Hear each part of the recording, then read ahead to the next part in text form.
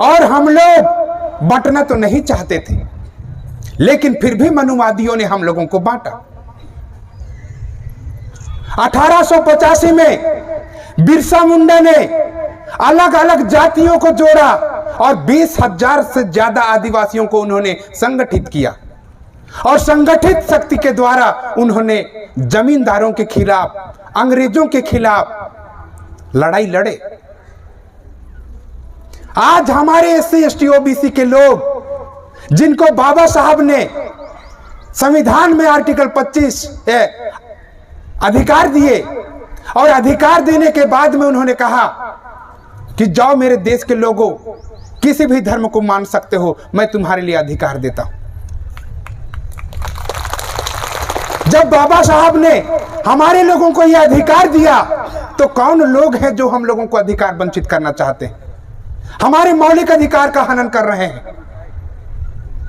मैं उन तमाम मौलिक अधिकार का हनन करने वाले तनातनियों को यह संदेश देना चाहता हूं कि हमारे मौलिक अधिकार का हनन तुम बिल्कुल नहीं कर सकते हो। आर्टिकल 13(3) में लिखा है कि हमारे मौलिक अधिकार का एक बिंदु, एक मात्रा तुम खत्म नहीं कर सकते, हटा नहीं सकते। तो तुम हटाने का प्रयास क्यों कर रहे हो? अगर आप हटाने का प्रयास करते हो तो हम लोगों को बोलने का अधिकार बाबा साहब ने आर्टिकल 19 भी दिया है।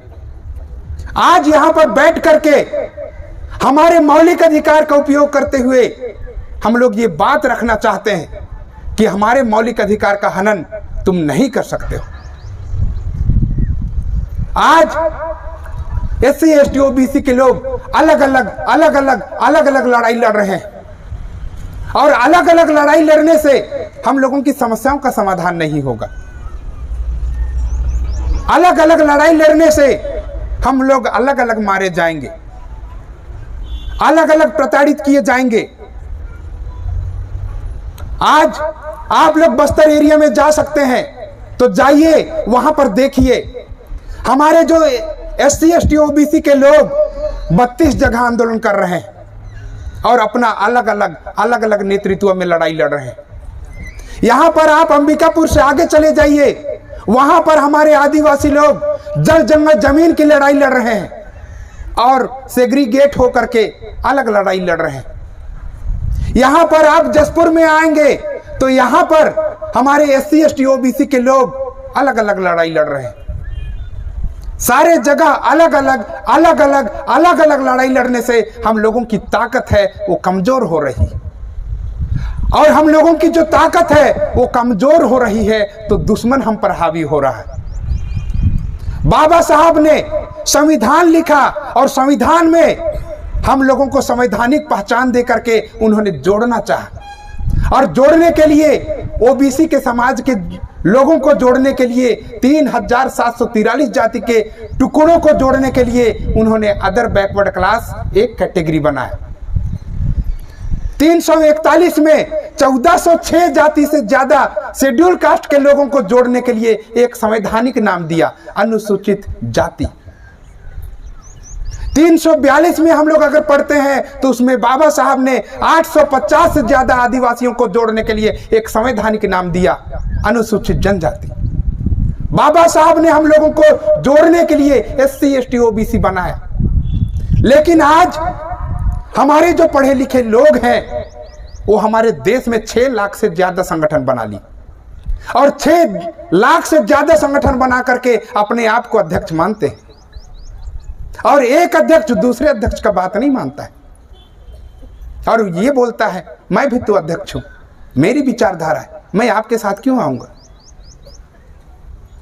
और ये जो अध्यक्ष होते हैं वे किसी विचारधारा को नहीं मानते हैं और अपना विचारधारा हमारे लोगों के ऊपर में थोपते हैं, और थोपने से क्या होता है, हम लोग आपस में बट जाते हैं। जैसा कि मैंने आप लोगों को बताया 6 लाख से ज्यादा टुकड़े हमारे पढ़े लिखे लोगों ने किया। आज माननीय वामन मेश्राम के नेतृत्व में हम सभी को एक नाम दिया गया है, मूल निवासी। और वामन मेश्राम ने मूल निवासी नाम ऐसे ही नहीं दिया। संविधान के आर्टिकल 244 में आप लोग पढ़ेंगे, जिसको हम लोग 5वीं अनुसूची बोलते हैं। 5वीं अनुसूची में लिखता है कि तुम लोग मालिक हो, और मालिकों को मूल निवासी कहा जाता है, और हम सभी मूल निवासी लोग यहां पर अपने संवैधानिक अधिकारों के लिए इकट्ठा हुए हैं। इससे पहले हम लोगों को अलग अलग संगठन में बैठाया गया, अलग अलग ग्रुप में बैठाया गया, और हम लोगों को यह बात नहीं बताई गई। और जब बात नहीं बताई गई तो हम सभी लोग दिग्भ्रमित हो गए, और दिग्भ्रमित होने के कारण एक मंच में नहीं आ पाए। आज ये मौका मिला है कि हम लोग एक संगठन, एक जगह इकट्ठा होकर के बात कर रहे हैं। जब सारे लोग इकट्ठा आकर के बात करते हैं तो चर्चाएं होती हैं, और जब चर्चाएं होती हैं तो मत बनता है, और जब मत बनता है तो बहुमत बनता है, और बहुमत को हम लोग संगठित शक्ति बोलते हैं। और आज वही संगठित शक्ति, वही बहुमत हम SC ST OBC के लोगों को बनाना होगा, और संगठित शक्ति का निर्माण किए बगैर हमारी समस्याओं का समाधान संभव नहीं है।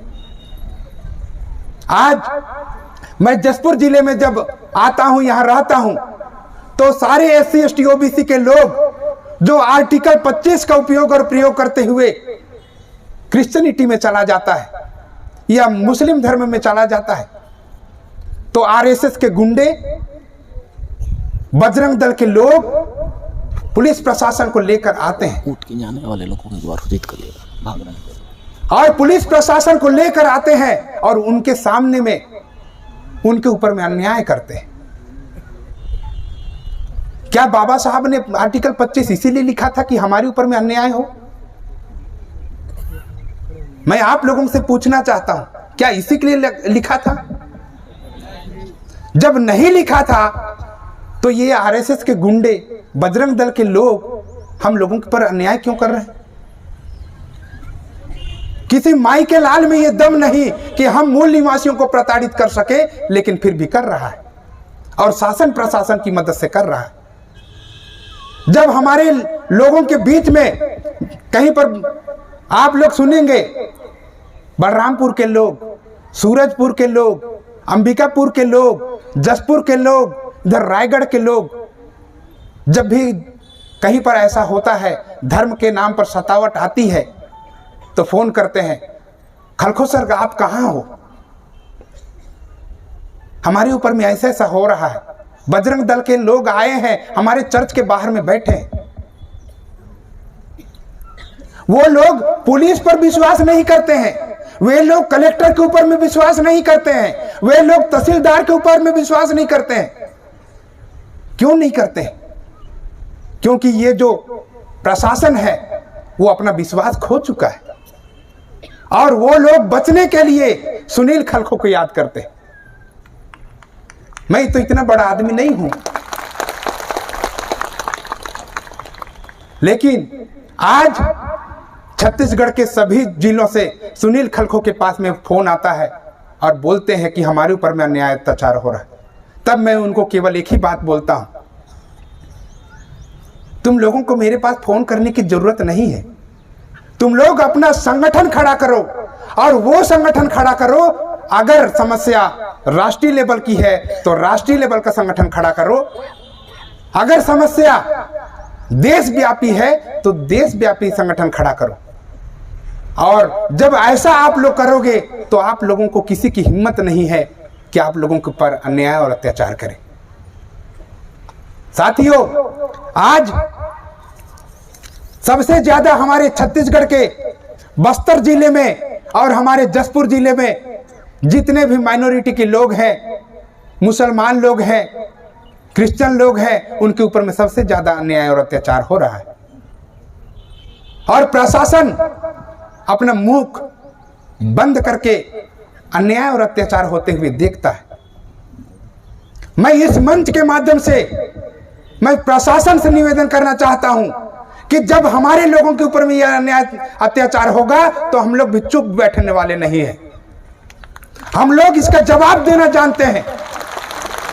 और आज ये जो भीड़ यहां पर है, इससे बड़ा भीड़ खड़ा करके हम लोग इसके विरोध में तुम्हारे सामने प्रोटेस्ट करेंगे। क्या हमारे भाई लोग प्रोटेस्ट करने के लिए तैयार हैं? क्या आप लोग तैयार हैं? बोल 85 बोल 85 जय मूल निवासी। साथियों, आज SC ST OBC के लोग जिनको बाबा साहब ने कैटेगरी में ला करके एक जगह जोड़ने का काम किया था, बाबा साहब ने शेड्यूल कास्ट फेडरेशन में प्रबोधन करते हुए कहा, शेड्यूल कास्ट के फेडरेशन में बाबा साहब ने प्रबोधन करते हुए कहा, केवल शेड्यूल कास्ट की इकट्ठा होने से लड़ाई जीतना संभव नहीं है, केवल आदिवासी के इकट्ठा आने से लड़ाई जीतना संभव नहीं है। SC ST OBC को चाहिए कि वे लोग एक मंच में आए। आज भारत मुक्ति मोर्चा हम सभी को इकट्ठा करने के लिए यह कार्यक्रम लगाया है। क्या हम भारत मुक्ति मोर्चा को पूरे छत्तीसगढ़ में स्थापित करने के लिए साथ सहयोग देंगे? मैं आप लोगों से इधर राइट साइड वालों से पूछना चाहता हूं, क्या आप लोग साथ सहयोग देंगे? सामने वाले क्या आप सभी लोग देंगे? साथियों, उधर मैं हमारे बरगद पेड़ के नीचे में बैठे हैं, मैं उनसे पूछना चाहता हूं, क्या आप लोग भारत मुक्ति मोर्चा को साथ सहयोग देंगे? बहुत बहुत धन्यवाद साथियों। आप सभी लोगों का ये उत्साह देख करके मुझे लग रहा है कि अब हमारे संगठन को कोई भी परास्त नहीं कर सकता है। मैं आप लोगों को एक चीज और बताना चाहता हूं। 8 अक्टूबर 2013 में माननीय सुप्रीम कोर्ट ने हम लोगों को बताया था और जजमेंट दे करके बताया था कि EVM से फ्री, फेयर एंड ट्रांसपेरेंट चुनाव नहीं होता है। सुप्रीम कोर्ट ने कहा था, यह सुप्रीम कोर्ट का कथन है साथियों, कि EVM मशीन से चोरी होती है। और ये क्यों लाया गया उसको भी आप लोगों को थोड़ा सा आप बताना चाहूंगा।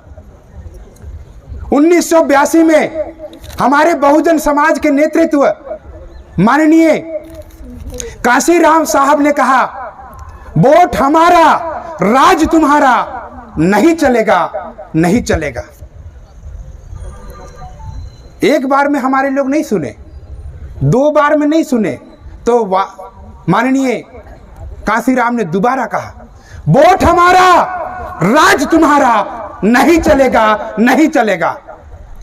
उस समय तथाकथित, जिसको हम लोग तात्कालीन सरकार बोलते हैं, उस समय कांग्रेस की सरकार थी। तो कांग्रेस की सरकार को लगा कि ये जो मूल निवासी लोग हैं, इन लोग अब शासन भी करना चाहते हैं। जब ये लोग शासन करना चाहते हैं तो हम लोगों को शासन से उतरना पड़ेगा। जब हम शासन से उतर जाएंगे तो ये लोग, जो हम लोग इनके ऊपर में अन्याय कर रहे हैं, वही अन्याय इन लोग हमारे साथ भी कर सकते हैं। तब कांग्रेस के लोग EVM को लेकर आते हैं और 2004 और 2009 में EVM से सरकार बनाते हैं, EVM में घोटाला करके सरकार बनाते हैं। और जब EVM में घोटाला करके सरकार बनाते हैं तो बीजेपी का सुब्रमण्यम स्वामी वो सबूत इकट्ठा करता है और सबूत इकट्ठा करके सुप्रीम कोर्ट जाता है। और सुप्रीम कोर्ट जाने के बाद में, केस लगाने के बाद में सुप्रीम कोर्ट में वो ये जो सुप्रीम कोर्ट में जो जजमेंट है उसको जीतता है। और जीतने के बाद में जब कांग्रेस के पास में जाता है तो आप लोगों के जो कारनामे हैं उसका खुलासा मैंने किया है। तब कांग्रेस के लोग बोलते हैं, इसका खुलासा ज्यादा मत करना। कितना करना? थोड़ा सा करना। क्या करना? EVM में फ्री, फेयर एंड ट्रांसपेरेंट चुनाव नहीं होता, इतना ही करना, बाकी को मत बताना। जब ऐसा होता है तब सुब्रमण्यम स्वामी और बीजेपी के साथ में लोग समझौता करते हैं और समझौता में यह होता है कि हम लोगों ने 2 बार EVM में घोटाला करके जीता, तुम लोग भी 2 बार घोटाला करके जीतना। अभी बीजेपी को वो लोग देते हैं और बीजेपी 2009, 2014 और 2019 में इन लोग EVM में घोटाला करके चुनाव जीतते हैं। और हमारे मूल निवासियों को, जिसको संविधान बोलता है मालिक लोग हैं, मालिकों को प्रतिनिधित्व विहीन कर देता है। और आज हम लोग अपने संवैधानिक अधिकारों के लिए धूप में बैठे हैं। आजादी के 75 साल बीत गए, लेकिन हम लोग अपने संवैधानिक अधिकारों को आज तक नहीं पाए। हम लोगों को जागने की आवश्यकता है। वामन मेश्राम साहब ने लगातार केस फाइल किए और उन्होंने ईवीएम मशीन के साथ में बैलेट पेपर लगवाया। वामन मेश्राम ने लगवाया और वामन मेश्राम ने केस जीत करके बैलेट पेपर लगवाया और उन्होंने कहा कि बैलेट पेपर से चोरी पकड़ी जाएगी। आप लोगों को वामन मेश्राम हमेशा ये बता रहे हैं ये बैलेट पेपर क्या है, तो उन्होंने एक उदाहरण दिया। जब किसी बहन का शादी होता है और शादी होती है तब वो अपना कान का बाली है, झुमका है, बिंदिया है, सारे को सजा के निकलती है। वैसे ही जो चुनाव आयोग है ईवीएम मशीन को सजाती है। किससे सजाती है? बैलेट पेपर बॉक्स से सजाती है। और हम लोगों को बोलते हैं देखो हम लोग इधर बैलेट पेपर भी लगाए हैं, वीवीपैट मशीन लगाए हैं। और जैसे ही वीवीपैट में हम लोग दबाते हैं, बटन दबाते हैं, तो वहां पर पर्ची गिरता है और हम लोगों को जानकारी होता है कि मैंने कांग्रेस में दिया है कि बीजेपी में दिया है। लेकिन जैसे ही हम लोग उसको काउंटिंग के लिए जाते हैं तो वहां पर जो वीवीपैट मशीन है उसको रख देते हैं। कैसे रखते हैं? जब हमारी बहन अपने ससुराल चली जाती है, शादी खत्म, तो अपना झुमका निकाल करके बाहर रख देती है। वैसे ही चुनाव खत्म, जो वीवीपैट मशीन है वो गायब। और ईवीएम मशीन को केवल गिनती करते हैं और ईवीएम मशीन से केवल गिनती करते हैं तो वोट का पता नहीं चलता है, पर्ची का गिनती नहीं है, मिलान नहीं है। और मशीन से निकलने वाले जो वोट है और वहां पर वीवीपैट से निकलने वाली जो पर्चियां हैं उसका मिलान नहीं होता है। यहीं पर जो घोटाला है वो यहीं पर संपन्न होता है साथियों। और ये जब घोटाला होता है तो हम लोगों का मनपसंद वाला सरकार नहीं बनता है। और जब मनपसंद वाला सरकार नहीं बनता है तब वो अपना नियम जबरदस्ती थोपने का कोशिश करता है।